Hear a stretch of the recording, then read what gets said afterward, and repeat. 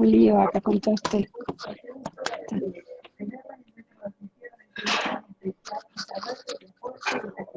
Ahí.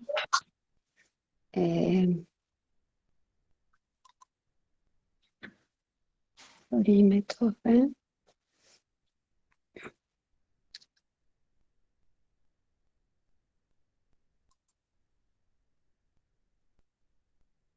Voy a empezar de vuelta.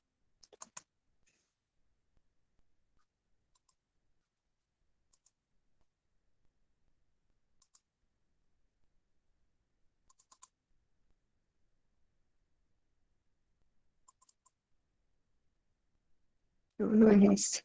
Perdón.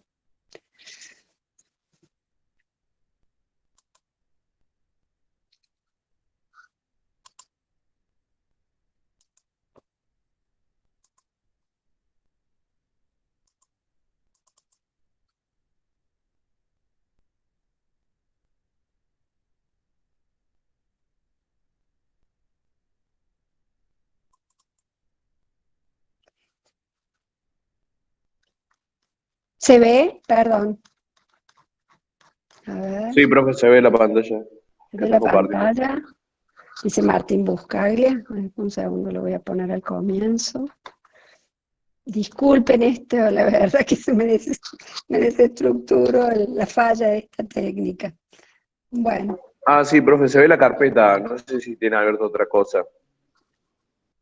Ah, ¿no se ve el PowerPoint? No, yo ahora estoy viendo una carpeta que dice, bueno, hay un montón de PowerPoints. Ah, entonces no. Bueno, voy a probar de vuelta. Vamos a cerrar eso.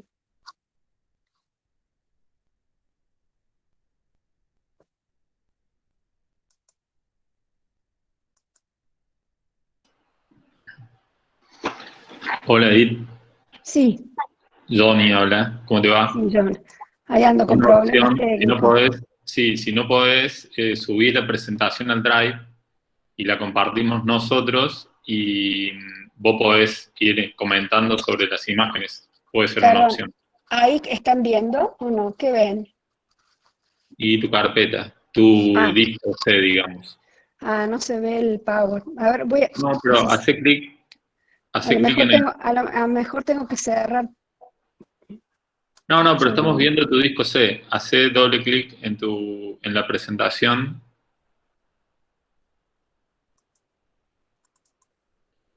A ver. Ahí, ¿qué ven? No, porque No debes se ve. haber tomado la opción de compartir una pantalla en vez de Sí. compartir tu escritorio, ¿me entendés? A ver, entonces, ¿qué pongo? Compartir.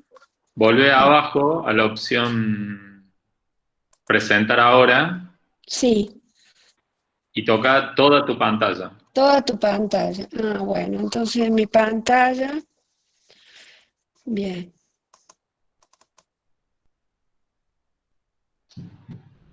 Un segundito. Ahora ya no encuentro el lugar. Sí, tranquila, tranquila. Ahí va. Sí. No, espera un poquito. No, Teorímetro, está bien, ahí está bien. Ahora, fenomenología del habitar. Ahora, perfecto. Ahora ¿ahí sí, se Ahora sí ve? se ve, profe. Ahora sí. Ah, ahí bueno, está. disculpe. Hoy estoy un desastre. Bueno. Es que estamos estrenando cuatrimestre, Edith. Estamos todos volviendo a recuperar la memoria. Bueno. No sé, ¿se escucha bien el volumen de la voz? Si no subo el celu. Bueno, no sé. Ahí está. Bueno, largamos ahora. Pueden empezar a grabar. Entonces, disculpen las demoras. Bueno, vamos a retomar esta temática de las fenomenologías del habitar en segundo teórico, segunda clase. En la primera clase vimos algo vinculado a la noción de existencia y experiencia, que habíamos dicho que eran las dos palabras claves de este paradigma. En existencia vimos algo vinculado a Husserl, Sartre y Heidegger en el campo de la filosofía. Hoy voy a retomar la noción de experiencia desde Merleau-Ponty y haciendo énfasis en la noción de cuerpo y la importancia del cuerpo para la lectura desde este paradigma, la noción de lugar. Vamos a aludir a algunas obras de la arquitectura doméstica, Acá faltaría agregar algo, voy a hablar algo también de la relación de la noción de materia y de forma, y voy a terminar con algunas experiencias vinculadas al juego que hacían los surrealistas, que es el juego del cadáver exquisito, que lo vamos a retomar también la semana que viene, y vamos a hacer una experiencia creativa, digamos, de este juego en los talleres. Maurice Merleau-Ponty es un filósofo, un fenomenólogo, que en realidad puso el cuerpo, retomó de Husserl esto de volver a las cosas mismas, es decir, ya no mantener esa relación distante, separada entre nosotros y las cosas, sino más bien centrado en el propio cuerpo, y el propio cuerpo con toda la percepción que eso implica, con todos los sentidos, en el sentido de completitud, sin escisiones, sin separar cuerpo-mente, el cuerpo como un todo, donde todo está mezclado e imbricado. Entonces, por eso Merleau-Ponty dice, así pues soy mi cuerpo, que no es lo mismo que decir tengo un cuerpo, como si fuera un yo que además tengo un cuerpo, no, soy mi cuerpo, soy desde mi propio cuerpo, con mi cuerpo, dentro, en conjunto. Porque la modernidad en realidad tendió a separar cuerpo-espíritu como elemento central de la subjetividad, el cuerpo, lo consideremos, ¿no? Y la modernidad en realidad priorizó más la mente, la razón. Podemos pensar desde este enfoque que estaríamos en un estado de simbiosis, de mezcla. No hay existencia personal sin cuerpo, ni corporalidad sin significación. Más allá de que las teorías religiosas, bueno, tienden a disociar, digamos, las concepciones religiosas, ¿no? Lo espiritual de lo corporal, y donde lo corporal siempre fue sinónimo de lo pecaminoso, ¿no? De lo que está, lo que de alguna manera se reprime. Nos dice María Pía López, en un texto que se llama Mutantes, que retoma Merleau-Ponty, nos habla de la ambigüedad de la noción de existencia, que es a la vez corpórea, a la vez psíquica, ora personal, ora social, sin que estos distintos orígenes puedan ser diferenciados y menos aún jerarquizados. Es decir, que acá se trataría desde este enfoque de una idea de totalidad íntegra, compleja, en simbiosis, en mezcla, donde no hay jerarquía de la razón por sobre lo corporal. El cuerpo, desde este enfoque, se constituiría en un activo integrante del mundo, sinónimo de la existencia, expresión plena de nuestra subjetividad. Esa es la idea. Por eso puse esta obra también de Picasso, donde exhibe todo, todo embrollado, todo mezclado, todo de alguna manera aumentado y caricaturizado. Esta imagen fue producto de un concurso de fotografías que alguna vez hicimos, y es un alumno nuestro que fotografió la escalera en Córdoba que va donde está el rectorado, digamos, donde funciona el rectorado, que ahora es museo de la universidad, y donde está la biblioteca mayor. Esa es la escalera para acceder a la biblioteca mayor. Pero fíjense qué interesante, porque capturó estas pisadas, ¿no? Es como si la marca de nuestra subjetividad, de nuestro cuerpo, se inscribiera en la propia materialidad de la arquitectura. Merleau-Ponty nos dice, y esta creo que es una frase clave, nuestra relación con las cosas no es una relación distante, es decir, ya no el orden frío que separaba para dominar, donde la mirada estaba proyectada desde el infinito. Nuestra relación con las cosas no es una relación distante. Cada una de ellas habla a nuestro cuerpo y nuestra vida. Están revestidas de características humanas, ¿no? Es decir, ¿cómo ver en la materialidad arquitectónica las características humanas? Se habla siempre de escala humana, la obra tiene que estar a escala del hombre, no siempre fue así, a veces la escala era monumental, era una escala pensada para el poder o para la divinidad, ¿no? pero básicamente, pero siempre hay una relación entre lo que hacemos, la arquitectura, la obra, la espacialidad y nuestro propio cuerpo. Y lo investimos de características humanas. Entonces la experiencia se vincula al mundo percibido, el mundo efectivamente percibido por nuestro cuerpo, por nuestros sentidos. Y desde esta mirada, forma y contenido están embrollados y mezclados. Y esto también tiene que ser clave. Embrollados y mezclados. Fíjense, esta cosa que está embrollada y mezclada no tiene nada que ver con el orden frío de la legibilidad. Puede no ser legible. Las mezclas en general no son legibles. Son híbridas. Son complejas. Bueno, esta mirada admite esas mezclas, ¿no?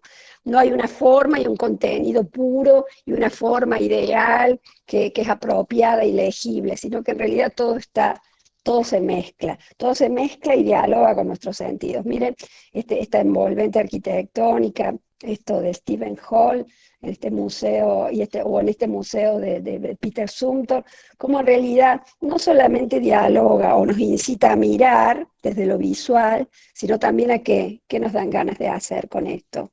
A ver. Caminando, recorriendo, no solo mirar, sino también qué cosas, qué tienen ganas de hacer. A ver, alguno que diga. ¿No? ¿No se animan? Lo capaz ¿Cómo? de tocar.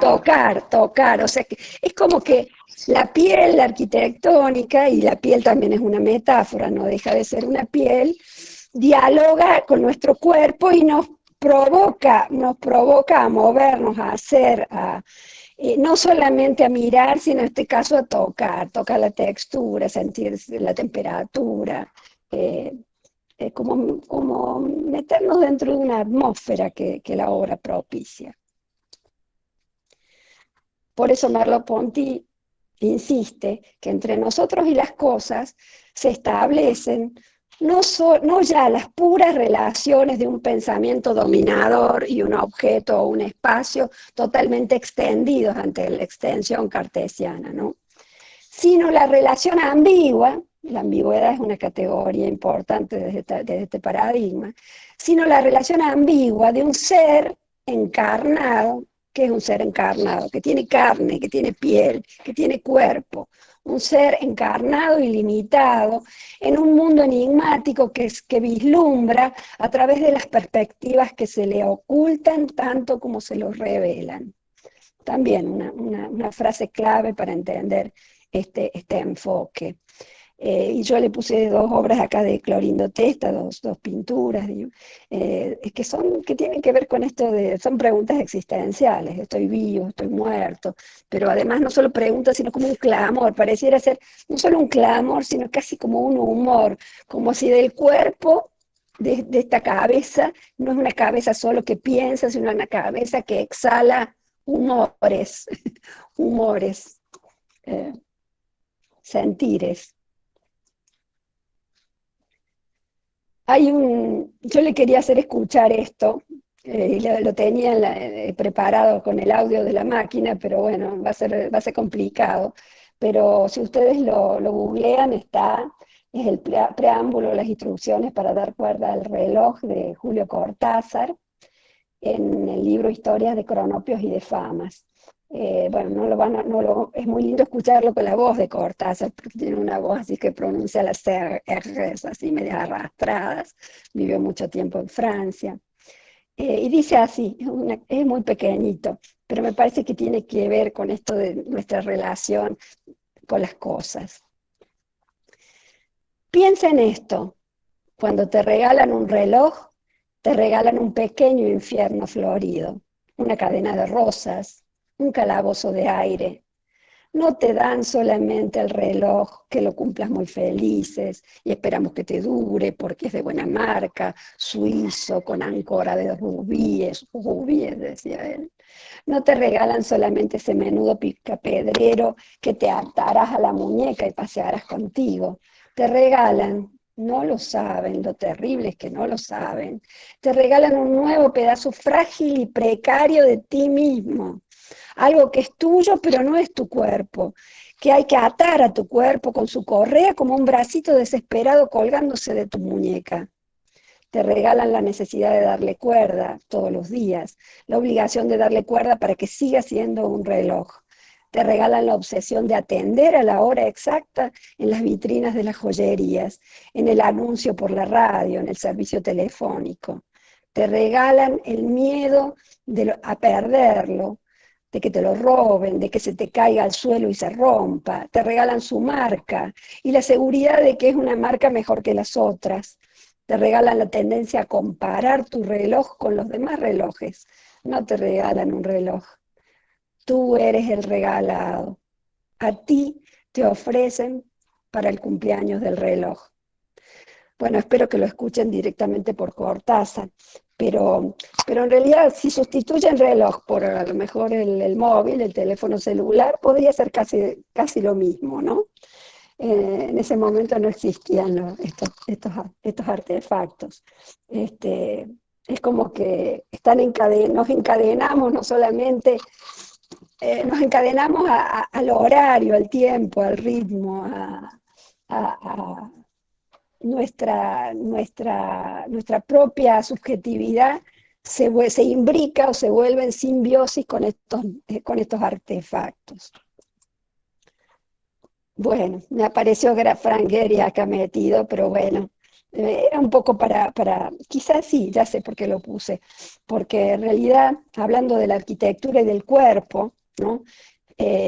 Frank Gehry tomó la pareja de Fred Astaire, Fred y Ginger, ¿no? Esta pareja de bailarines, y en realidad se inspiró en eso para armar este edificio en Praga, ¿no? Que en realidad es como una especie de homenaje a ese baile, a ese abrazo, a ese baile, a esa conjunción de corporalidades en un ritmo, en una música, en una danza.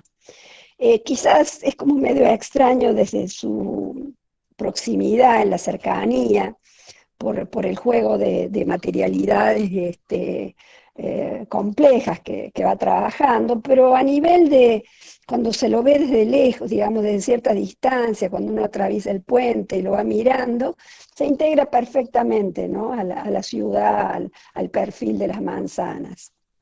Pero bueno, hay podemos pensar en el cuerpo de la arquitectura como una materialidad que se corporiza. Y otra de las nociones fuertes de esta mirada, una categoría, la categoría principal, diría yo, desde este paradigma, es la categoría de lugar, la noción de lugar, que sustituiría a la de espacio. ¿En qué sentido? Desde el orden frío, en realidad la categoría de espacio era dominante. Y de por sí el movimiento moderno consagró al espacio como la categoría más relevante, ¿no? Espacio, tiempo y arquitectura. Pero desde este enfoque, el lugar, sería más pertinente pensar en términos de lugar, porque la noción de espacio es una noción que que es bastante abstracta.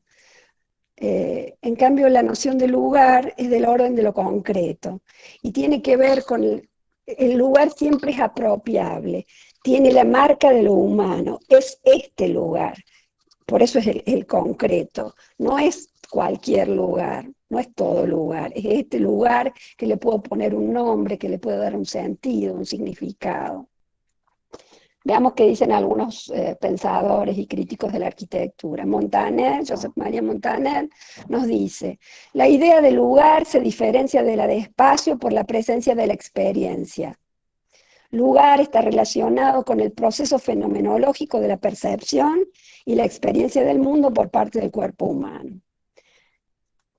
Ignacio Solá Morales dice: lugar es reconocimiento, delimitación, establecimiento de confines.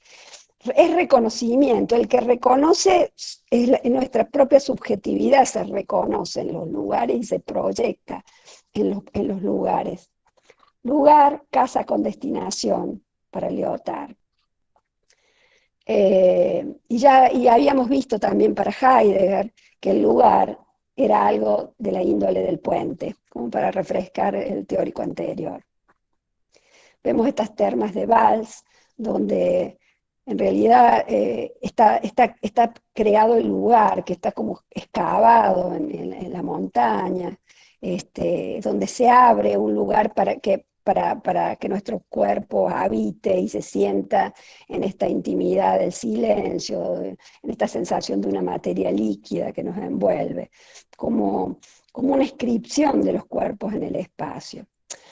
Haciendo un pequeño paréntesis, así para recordar algunas actividades que alguna vez hicimos, trabajamos con esta idea de habitar los lugares, y vieron que las revistas de arquitectura en general, cuando muestran una obra, no parecen habitadas, los espacios aparecen limpios, casi sin objetos, sin gente habitando, ¿no? Entonces nos propusimos de alguna manera rehabilitar y rehabilitar la facultad, la FAUD, y le llamamos, jugamos con proyección de imágenes de obras de arquitectura de la revista 3060, una revista local, de un cuaderno latinoamericano, y aparte de esta idea de disrupciones y rarezas, entonces proyectábamos en el aula magna, proyectábamos en el auditorio, mejor dicho, algunas imágenes de la revista, y los alumnos, en algunos casos, hacían como una especie de mímesis corporal con el cuerpo de esas espacialidades. Fíjense, y de paso era bastante divertido. En otro de los casos, había que poner el cuerpo, en otro de los casos proyectábamos la imagen y ellos mismos se subían al escenario y simulaban estar trepando, subiendo la escalera, ascendiendo, ¿no? Habitando esas espacialidades. Esta salió muy buena. Esta abajo, no sé si la ven, es la casa Pachacamac de Luis Longhi, una casa en Perú muy, muy interesante, muy fenomenológica, podríamos decir. Bueno, y de repente se habitó con algunos alumnos de la facultad. Entonces, esta idea de lugar tiene que ver fundamentalmente con una apropiación subjetiva, es decir, apropiarse de aprender las formas a partir del cuerpo y de la percepción sensorial, desde una proximidad, ya no desde la lejanía del orden frío, sino desde caminarla, habitarla, tocarla, sentirla. Por eso podríamos pensar que en un diálogo con nuestros sentidos se trataría de tocar, mirar y respirar las formas y los espacios. Nos dice Gilles Deleuze que, pensando en la noción de lugar, que no se trataría solo de una topología física, es decir, algo del orden de lo físico, sino un modo de existencia en una geografía humana. Y eso es muy lindo, una geografía humana como una subjetivación. ¿Y qué significa esto? Un espacio para el tiempo de una historia.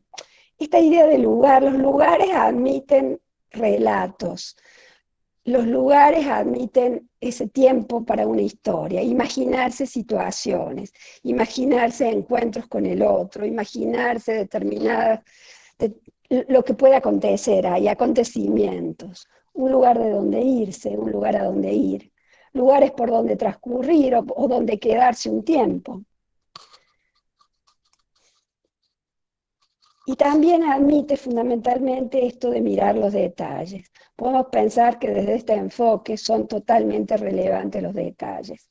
Enric Miralles, un arquitecto catalán, armó este alfabeto Huesca. En realidad no es que lo armó, él proyectó una obra, construyó una obra en Huesca, una ciudad en España, y bueno, y fue luego a documentar la obra, fue con un fotógrafo, hicieron una serie de fotografías, y después él cuenta que cuando miraban las fotografías, de repente descubrió que en esas fotografías había un alfabeto. En realidad, no es que en la obra había un alfabeto, sino que en ese ojo atento, ese ojo que capturó proyecciones de sombra, efectos de superficie, texturas, en cierto grado, en cierta manera, simulacros, ¿no? Porque las proyecciones de sombra son variables, varían con el momento del día, con el tiempo, con la luminosidad. Entonces ahí aparecen, ¿ves?, las letras del abecedario, que en realidad son capturadas de la propia obra de arquitectura. Si pudiéramos en este momento hacer un trabajo así más fenomenológico, de ir a estudiar alguna obra en directo en relación a la presencia, podríamos hacer experiencias de este tipo. Pero bueno, lo vamos a tener que hacer mediado por los recursos técnicos.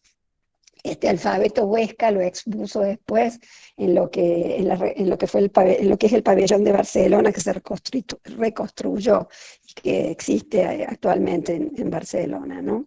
Acá está, armó como un panorama con fotografías y ahí está expuesto el alfabeto. ¿Sí? ¿Algún comentario? Perdón. Entonces, esto involucra también una otra manera de representar la arquitectura.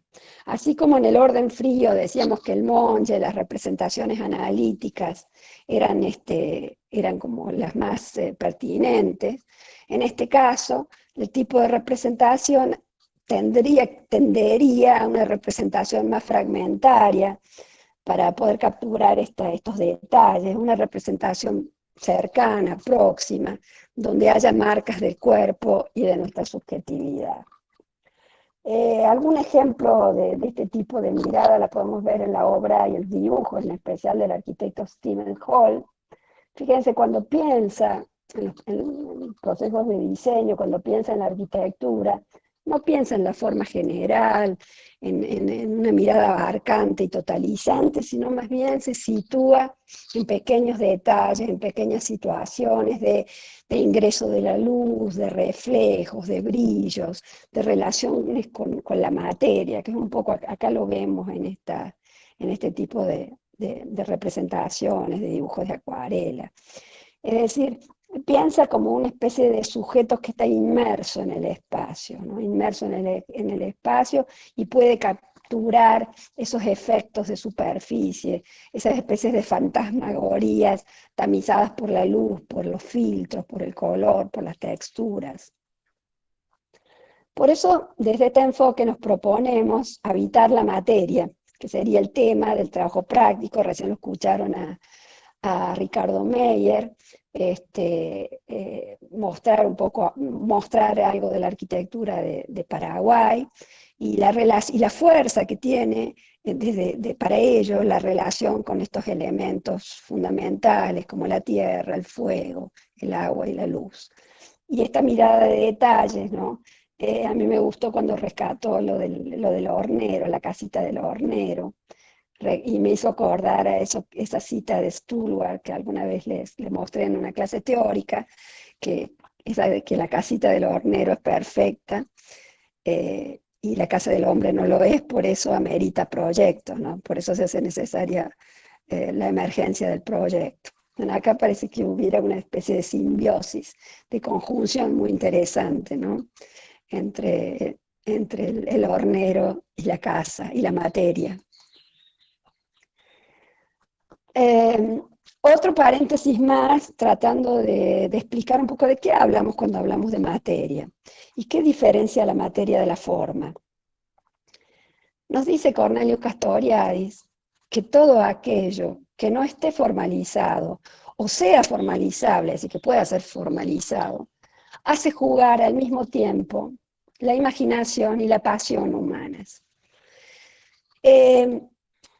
Yo tomé esta imagen tomada esta fotografía de la Bienal de Venecia en 2018, que me parece que hay algo acá que está en estado de materia, una materia blanda que seguramente con más o con menos aire podrá deformarse.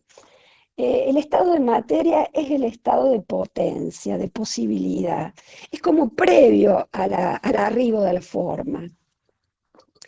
Fíjense, nos dice Lyotard, un filósofo francés, que la materia es justamente lo que les dije, una potencia, una posibilidad, un estado antes de las formas, un antes de toda puesta en orden, porque la forma ya implica una puesta en orden, la forma ya estabiliza proporciones, relaciones, estructura, geometría.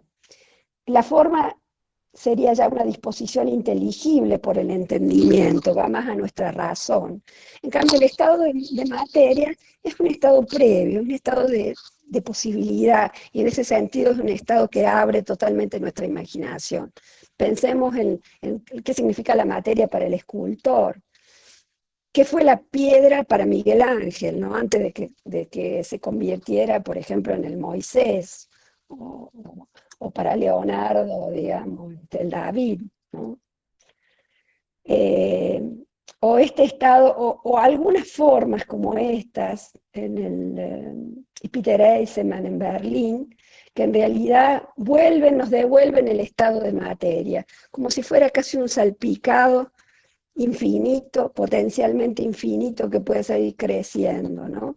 Este estado de la cosa infinitamente abierta.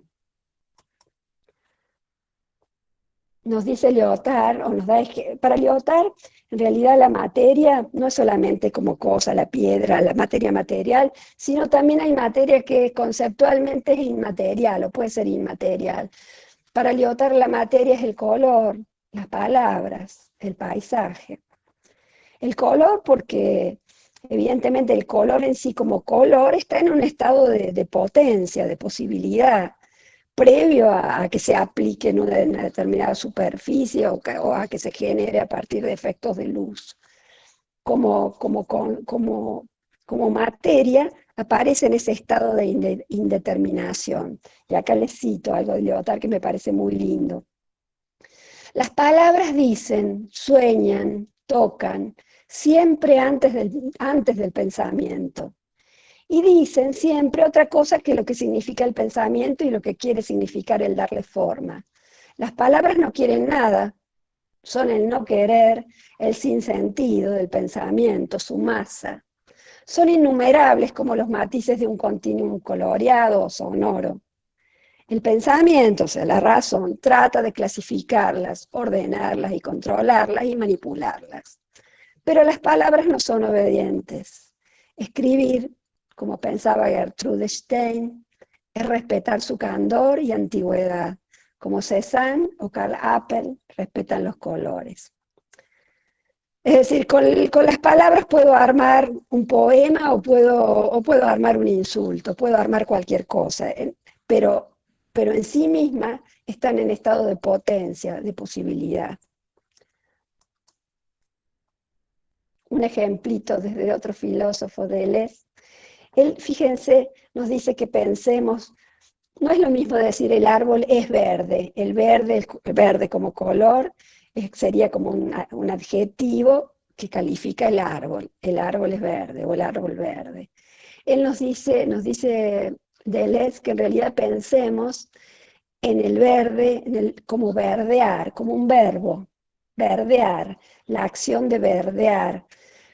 Y la acción de verdear sería una especie de singularidad acontecimiento en cuya vecindad se constituye el árbol. Acá el verdear estaría en estado de materia, una singularidad acontecimiento en cuya vecindad se constituye el árbol.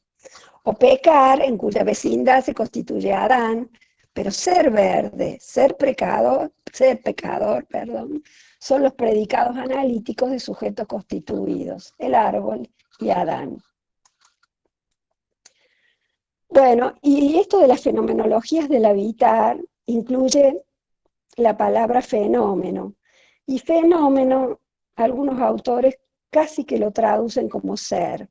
O sea, el ser, este ser no es una divinidad oculta, sino en realidad es como algo se nos aparece. Porque el fenómeno tiene que ver con la apariencia, con cómo las cosas se nos aparecen. Por eso nos dice Deleuze que el ser del fenómeno consiste en mostrarse. El fenómeno es el siendo o la vida. Ser es pensar, El ser es el mostrarse del fenómeno. Es decir, la materia, nuestra relación con la materia, tiene que ver con cómo esta materia se nos muestra de alguna manera. Acá les puse unas obras de Gaudí, La Pedrera, en Barcelona, que me hacen pensar en un estado de domus, de casa. Lyotard nos habla de la domus como un modo del espacio, el tiempo y el cuerpo bajo régimen de naturaleza, un estado del espíritu, de la percepción, de la memoria limitada a sus confines, pero donde se representa el universo. Es decir, de repente, para poder pensar la materia, que conceptualmente es infinita, está en estado de indeterminación, conceptualmente infinita, de repente necesitamos de un rincón finito, como el rincón de la casa, como el rincón de la domus, a partir que nos haga sentir contenidos, reparados, para poder pensar en ese estado de materia, de posibilidad, de potencia. Algunos detalles más de Gaudí en Barcelona.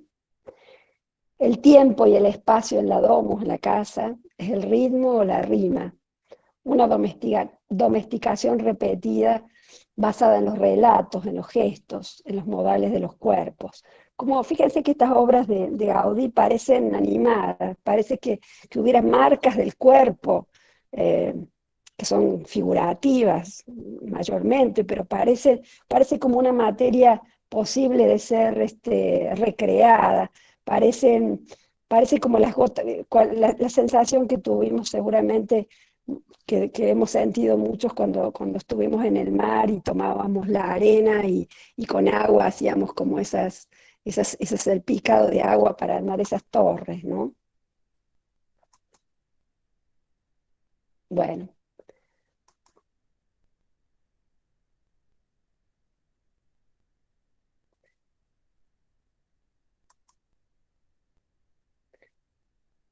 Más que todo era para mostrarles estas imágenes. Fíjense, en especial esta, donde aparece esta es la Sagrada Familia, ¿no?, de Gaudí.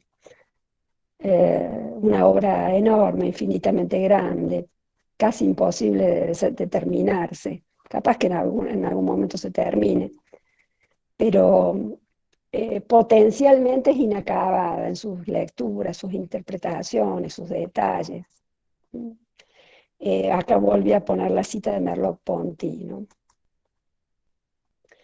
Entonces, esta noción de materia tiene que ver con la potencia previa al acto, con ese estado de indeterminación y también con la presencia, porque amerita nuestra presencia con el cuerpo, con todos los sentidos. Bueno, y yendo un poquito más allá a las categorías conceptuales que nos van a permitir abordar la lectura de estas obras de arquitectura, y de esta experiencia que vamos a iniciar en los trabajos prácticos. Esto está en la guía de trabajos prácticos, algunas de estas categorías, pero hago un repaso muy rápido.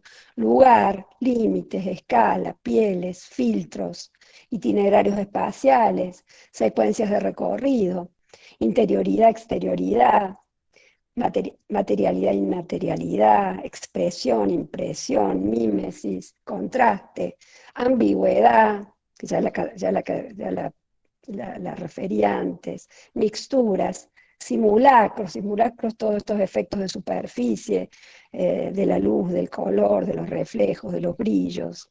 Fíjense esta obra de Gehry, parece un montaje, pero en realidad es una obra real, ¿no?, en un banco. Y de lo que se trataría sería de hacer esta lectura vivencial, corporal de obras de arquitectura, ¿no?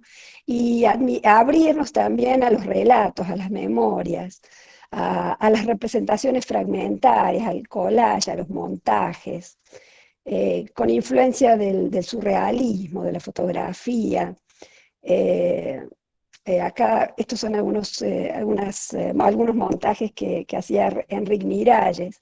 Fíjense, cuando quería mostrar la experiencia de visitar una obra, una espacialidad, en realidad lo hacía de esta manera, casi como un collage cubista, ¿no? Como que atrapa distintos puntos de vista y los mezcla para armar en sincronía una mirada más compleja y que tiene que ver con la manera en que quizá nuestra memoria va capturando ciertas imágenes y las vamos almacenando, ¿no? Embrolladas y mezcladas. Hay un libro muy interesante que se llama, de Iñaki Ábalos, que nosotros lo tenemos como bibliografía básica en nuestra materia, que se llama La Buena Vida. Y ahí Iñaki Ábalos hace una visita guiada a las casas de la modernidad, pero justamente tratando de pensar con categorías conceptuales que provienen de la cultura, de la filosofía, del pensamiento. Y cuando él piensa desde esta mirada, él tiene uno de los textos, es La casa fenomenológica, a lo mejor si lo googlean lo pueden encontrar. Él dice que la casa es un ser entreabierto. Fíjense, ya no es lo mismo de decir una máquina, la casa es una máquina de habitar, la vivienda una máquina de habitar, que decir la casa es un ser entreabierto. Es muy lindo esto de entreabierto, ¿no? Ya esa sola frase nos permite imaginar situaciones, pero nos imagina dentro, entre el adentro y el afuera, espiando por alguna ventanita, por algún hueco. La piel, que no deja de ser una metáfora, la piel, un filtro emocional, erizado y sensible, los olores y la densidad luminosa de las estancias, la presencia, el sentido, la intencionalidad, los detalles, serían como los rasgos más fuertes desde esta mirada. Y una cita de Louis Mumford, de Cultura de la Ciudad, que me parece también pertinente para pensar este paradigma, de un texto que se llama Así vivimos, así morimos.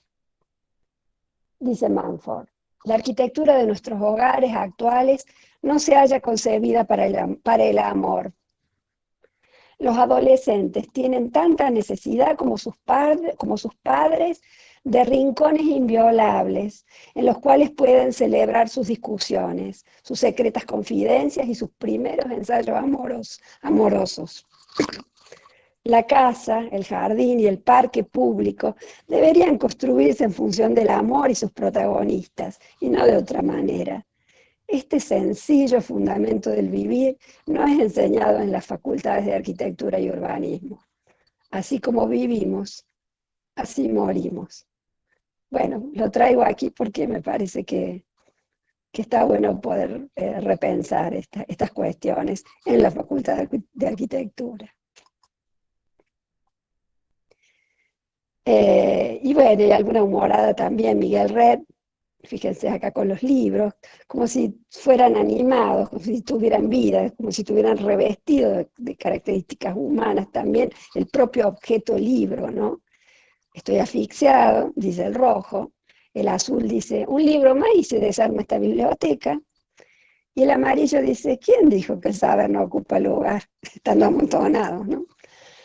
Y esta imagen que también me pareció muy interesante de un concurso de fotografía que se hizo hace poco, que se llama Mi casa, el mundo, que está muy bueno, que buscaba relacionar la lectura y los espacios en esta época que habitamos, ¿no? Interesante porque es como un montaje, acá aparece, en realidad es otra cara, digamos, distinta a la que está leyendo, pero está muy bien compuesta la imagen. Y nos habilita a pensar en este espacio de lo íntimo, el de la casa,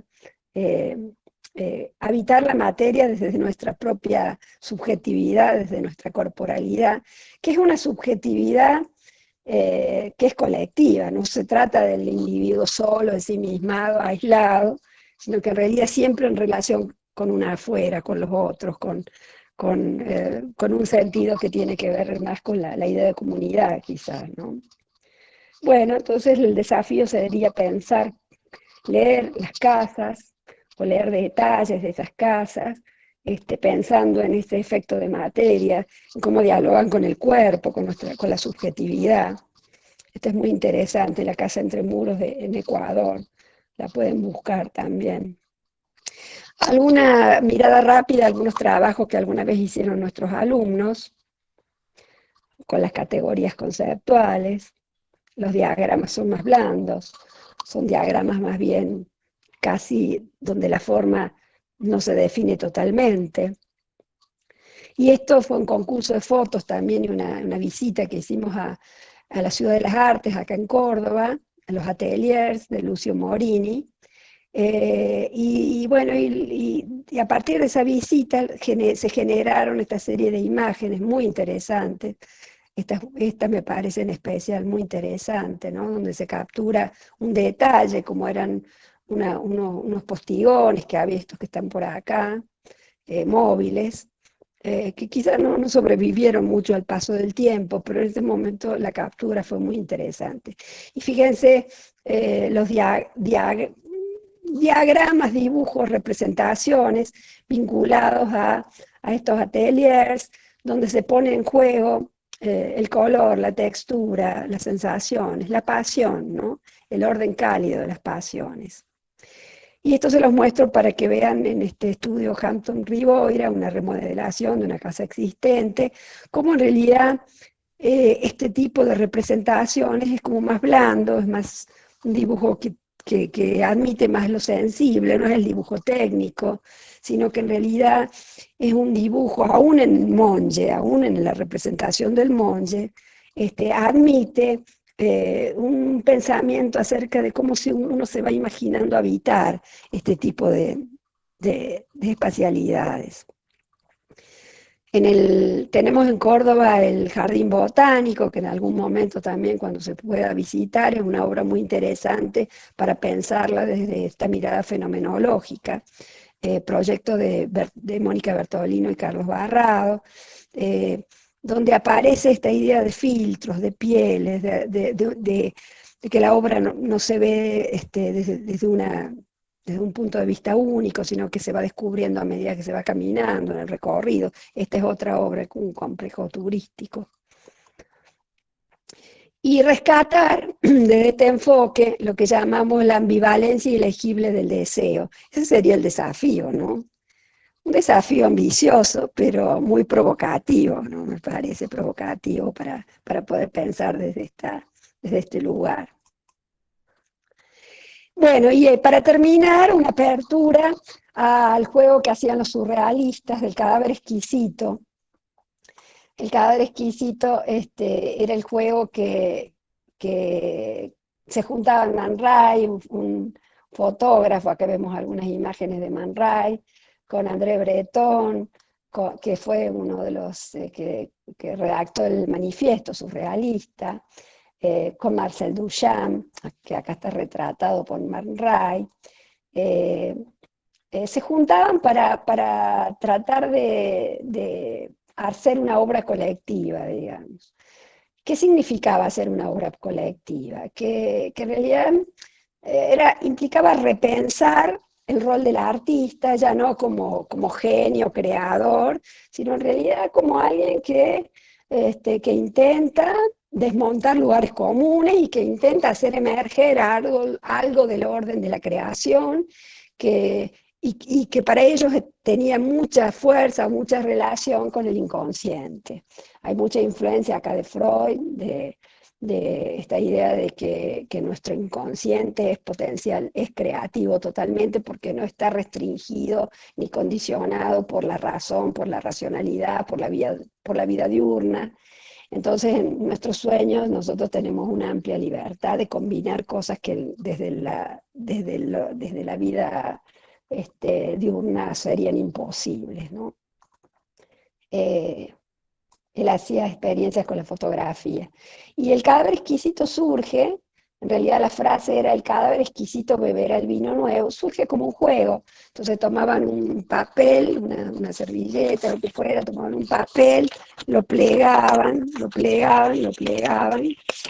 lo plegaban, y cada uno tomaba y dibujaba, y luego le pasaba al otro un punto o 2 puntos de seña, y el otro no veía lo que había hecho anterior y volvía a dibujar, y así después lo desplegaban y se armaban estos dibujos. Quizá tenían un tema, pensaban en una figura o o había diversos temas. Entonces el resultado de esto lindaba un poco con el absurdo y era bastante divertido, y se armaban estas obras que rompían un poco la individualidad del yo soy genio, digamos. Y también lo hacían con frases, se hacían con frases que cada una iba enlazando con la otra, y cuando se leía como totalidad, tenía un algo del absurdo, pero a su vez generaba o disparaba toda una serie de sentidos y significados, ¿no? Buscando en el diccionario, Breton dice, surrealismo, sustantivo masculino, automatismo, no sé por qué habrá puesto masculino, bueno, quizá porque es el surrealismo, automatismo psíquico puro, por cuyo medio se intenta expresar verbalmente, por escrito o de cualquier otro modo, el funcionamiento real del pensamiento. El funcionamiento real en el sentido del pensamiento que aparece contenido en nuestro inconsciente. Es un dictado del pensamiento sin la intervención reguladora de la razón, ajeno a toda preocupación estética o moral. Acá hay un texto, una canción de Fito Páez que se llama así, Cadáver Exquisito, después la pueden escuchar si quieren. Ahí, por supuesto, esto convive con el surreal, con el cubismo, ¿no? Donde aparece esta idea de simultaneidad, de sincronía, atrapar distintos puntos de vista en una misma imagen, la idea del montaje presente. Y nosotros alguna vez hicimos también experiencias de Cadáver Exquisito en taller, en este caso eran con la revista 3060, entonces ellos se seleccionaban estas obras, parecida a la otra que les mostré al comienzo, pero en este caso armábamos una especie se extendía un rollo de papel largo, y todos empezaban a intervenir, a trabajar algunos fragmentos, frases, palabras, diagramas, y se iba armando el Cadáver Exquisito. Este es alguna vez un juego que hice de Cadáver Exquisito en morfología, cuando yo estuve a cargo de la materia morfología 2A. Y no sé si esta frase yo creo que alguna vez se las dije, pero se las reitero. Es una frase liminar, una frase de Lautréamont, que es liminar para el surrealismo, que dice así: hermoso como el encuentro casual de una máquina de coser y un paraguas sobre una mesa de operaciones. La frase tiene una coherencia sintáctica, lo que sí tiene un nivel de absurdo o de imposible en relación a la realidad, porque la mesa de operaciones sería la mesa del quirófano, ¿no? Si algo no puede haber en un quirófano, es una máquina de coser y un paraguas. Es decir, es como mezclar cosas que provienen de distintos mundos y llevarlas a esa mesa de operaciones. Con esa libertad que solo se puede tener a partir de los sueños, ¿no? Este es el juego que alguna vez hicimos en morfología.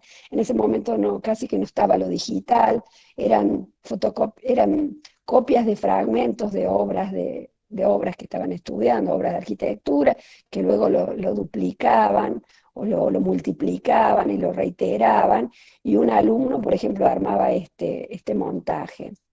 Y luego se tenía que juntar con 6 más, y tratar de que cada uno traía su montaje, y trataban de lograr o encontrar alguna continuidad, ya sea de direccionalidad, ya sea de valores de luminosidad, o de forma, o de estructura, que pudiera articularlas. Entonces se armaba la obra colectiva, en este caso de 6.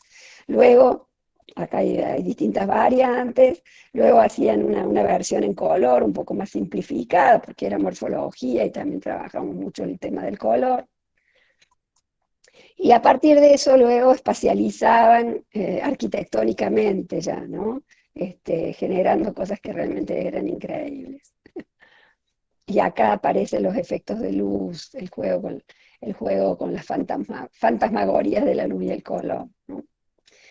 otra instancia de cadáver exquisito, en este caso ya no en el anterior era con elementos opacos que se juxtaponían. Acá ya se trabajaba con elementos translúcidos, filminas, acetatos, y entonces la superposición se daba, digamos, la conjunción por superponer capas. Y aparecían cosas como estas. Y esto era el cadáver exquisito en teoría y métodos, perdón, sí, en nuestra materia, que lo hacíamos ahí, inclusive tomábamos todo el pasillo del sector rojo en planta alta, entonces empezaban a emerger este tipo de situaciones que eran además muy divertidas. Acá vemos. Acá estaban los insumos previos, que eran los fragmentos y detalles que cada uno traía para luego armar, digamos, la composición. Bueno, yo les hubiera querido mostrar un fragmento de Martín Buscaglia, un cadáver exquisito musical, en donde él, a lo mejor lo pueden googlear, es un músico uruguayo, que arma lo que llama el hombre orquesta, porque él arma un cadáver exquisito con músicas, entonces toma de repente de una orquesta tal, toma el violín o toma tal fragmento de una obra y luego las va mezclando de distintas obras musicales, las mezcla esos fragmentos y arma su propia obra. Cuando se pueda, les prometo que se los hago escuchar. Yo lo tenía en la compu mía, pero si no anda el sonido no va a funcionar. Y para terminar, tomo algo de un teórico de arte que se llama George Didi Uberman, una muestra que él convocó que se llama, en Argentina, que se llama Sublevaciones. Fíjense, acá convocó para recordar todo tipo de sublevaciones, iconografía de los levantamientos y revoluciones y luchas populares, ¿no? Entonces reúne 300 trabajos de cientos de autores que documentaron la historia y el presente de las insurrecciones a través de diferentes recursos y técnicas, fotografías, películas, dibujos, grabados, pinturas, escritos, etc. Entonces, y en realidad él dice que esa exposición está basada en la diferencia entre poder y potencia. Las madres y abuelas no tienen poder, pero tienen potencia, hablando de la materia y de la potencia, ¿no?, que les hablé antes. Tan magnífica que hasta yo las he conocido a 20.000 kilómetros de distancia. La potencia sobrevive al poder. Las madres y las abuelas son una potencia de la sublevación ejemplar. Ganaron algo mientras perdían a sus hijos y a sus nietos. Es admirable. Ya estoy terminando.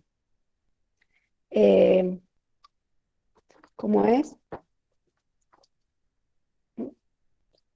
Perdí la conexión a Mariela. Bueno, y termino. Entonces, más que todo esto se los muestro porque me parece que acá hay categorías conceptuales de esta obra de Didi Uberman, como esta, por ejemplo, elementos desencadenados, gestos intensos, palabras exclamadas, conflictos enardecidos, deseos indestructibles.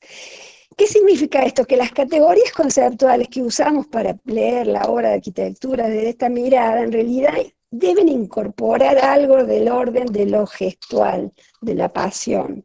Es decir, no es lo mismo decir palabras que decir palabras exclamadas. Entonces a uno le da ganas de pensar en un grito, en un clamor, en un rugido, bueno, si fuéramos animales. Deseos indestructibles, conflictos enardecidos. Y con esto, y él, o a su vez, él en realidad dice que su obra está muy atravesada por Goya, ¿no?, por la obra de Goya. Conciencia, sapiencia, inconsciencia, deseo y pulsiones, que influyó en esa manera de ver, de pensar también el arte. Con esto, entonces, concluyo, y yo en la clase anterior, cuando les hablé de este orden cálido, mostré algo de Goya y mostré este grabado: el sueño de la razón produce monstruos.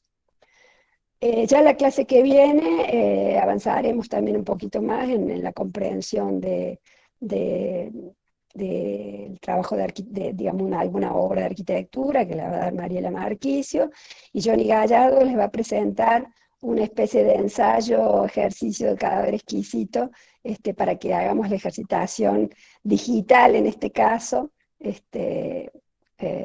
pero como obra colectiva en taller. Dejo de compartir y si tienen alguna pregunta, a ver.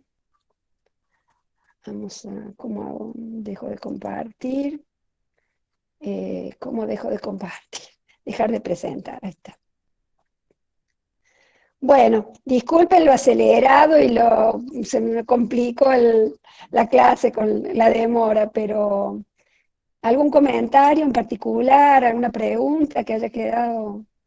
Sé que es mucho, son varias cosas que fui disparando, pero bueno, espero que después si tienen dudas la vuelvan a escuchar y charlen un poco con sus docentes, me parece, porque yo ya me demoré demasiado. ¿Algún comentario, alguna cosa más? Si no, los liberaríamos para que vuelvan a los talleres. Está la guía de trabajos prácticos, la van a trabajar también con sus docentes en el taller. ¿Se escucha lo que estoy hablando? ¿Se escucha? ¿Sí? Ah, bueno, perfecto. Bueno, nos vemos en taller entonces. Ahí Dolores dice que quedó claro. Bueno, muchas gracias. Bueno, espero que les guste, que se entusiasmen, que pongan el cuerpo y que pongan la pasión en este trabajo, en este desafío, ¿eh? Así que a poner los deseos, la subjetividad, y a jugar, también a divertirse con este ejercicio que vamos a plantearles. Abrazo. Chao.